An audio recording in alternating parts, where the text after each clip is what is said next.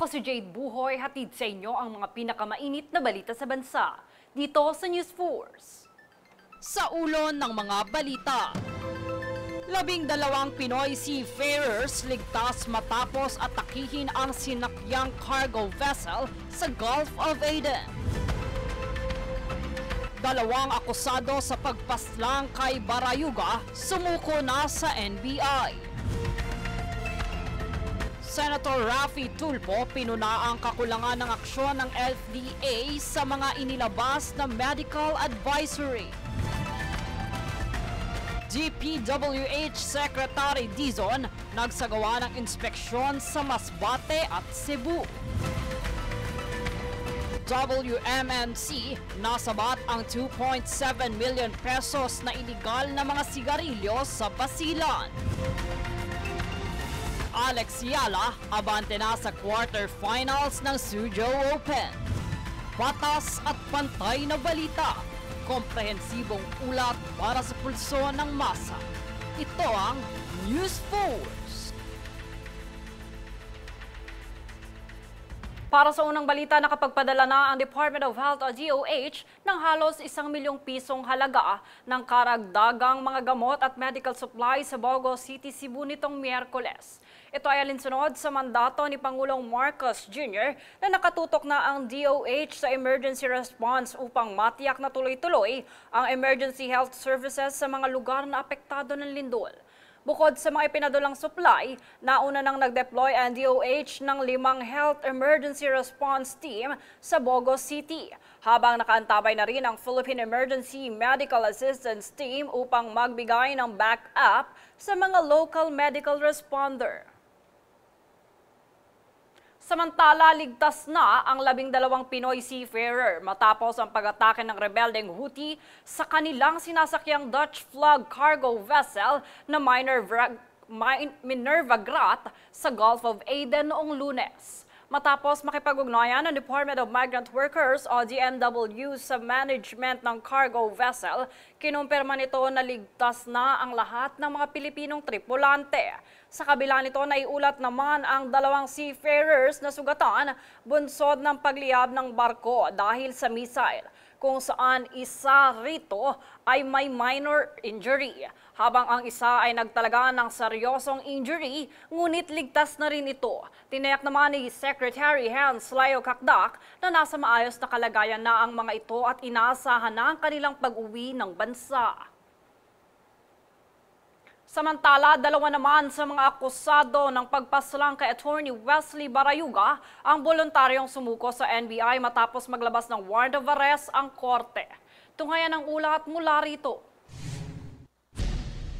Matapos ang paglulunsad ng joint investigation ng DOJ, NBI at PNP, 2 akusado sa pagpaslang kay Attorney Wesley Barayuga ang voluntaryong sumuko sa NBI Organized and Transnational Crime Division o NBI-OTCD. Matatandaang naganap ang pagpaslang kay Barayuga na dating PCSO Board Secretary at retiradong pulis noong July 30, 2020 sa Mandaluyong City. Bunsod nito, binawian siya ng buhay matapos pagbabarilin ng mga riding in tandem, habang ang kanyang driver ay nagtamo ng sugat at naisugod sa ospital. Bilang tugon, bumuo ang DOJ ng composite team na pinangungunahan ng NBI-OTCD kasama ang PNP-CIDG upang siyasatin ang kaso. Kaugnay nito, lumitaw sa investigasyon at sa Quad Committee hearing sa Kongreso noong September 27, 2024 na may mga dating matataas na opisyal ng PNP at PCSO na umano'y nasa likod ng krimen. Kinilala sa testimonya sina PCSO General Manager Royina Garma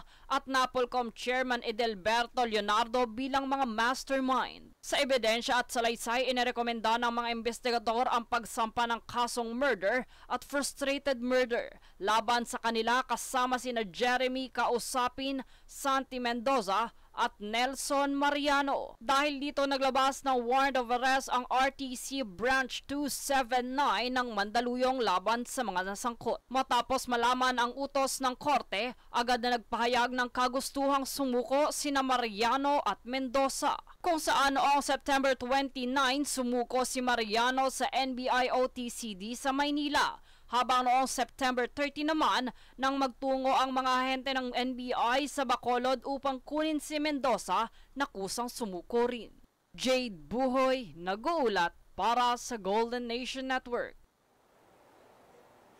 Sa iba pang balita, ipinahayag ng Department of Foreign Affairs o DFA ang plano ng pamahalaan ng Pilipinas na magbukas ng konsulado sa Busan, South Korea. Ang anunsyo ay nilahad ni DFA Undersecretary Maria Teresa Dizon de Vega sa ginanap na South Korea's National Day reception sa Taguig City nitong Miyerkules. Hangad nito ang magpatatag ang pang-ekonomiyang ugnayan at relasyon ng dalawang bansa, kasabay ng pag-udyok ng mas marami pang turistang South Korean sa Pilipinas.